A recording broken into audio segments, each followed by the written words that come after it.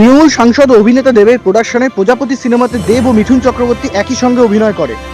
সেই সিনেমাকে কেন্দ্র করে বঙ্গ রাজনীতিতে প্রচুর জলঘোলা হয়। যদিও তখন দেব বলেছিলেন মিঠুন চক্রবর্তী তার বাবার মতো।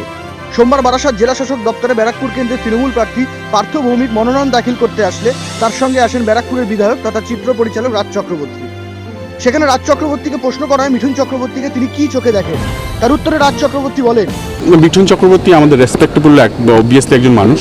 আমি একজন অভিনেতা, আমি একজন ইন্ডাস্ট্রির মানুষ। আমি ওনাকে দেখে বড় হয়েছি। অবভিয়াসলি আমার সম্মান পলিটিক্যাল জায়গা একটা আলাদা। আমি ব্যক্তি হিসাবে আমি সবাইকে সম্মান করি। আমি তো মনে করি যদি সম্মান না করতে পারি সামনের মানুষটাকে, তাহলে আমি কোনোদিন অসম্মানিত হব এবং তার জন্য তৈরি হয়ে থাকতে হবে। আমি বিশ্বাস করি, বিলিভ করি প্রত্যেকটা মানুষের তার নিজের একটা সম্মান আছে।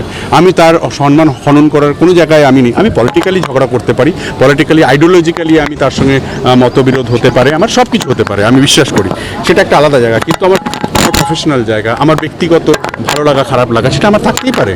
এটা দল নয়, একজন ব্যক্তি হয়তো করছেন না, মালদা বেটার বলবেন, রাধার আমি আমার বক্তব্য ক্লিয়ার করে দিচ্ছি। ঠিক আছে, okay, thank you. Ankit Mukherjee report, নজরে বাংলা।